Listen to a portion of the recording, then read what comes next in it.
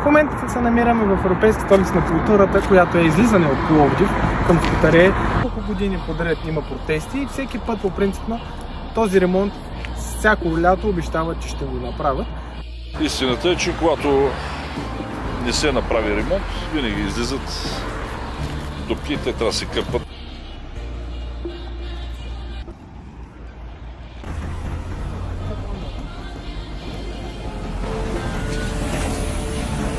От 8 до 10 часа тук непрестанно минават коли и също така от 5 часа до 7 също. Виждате с мен какво става. Виждате пътя в момента. Това е на излизане от Пловдив.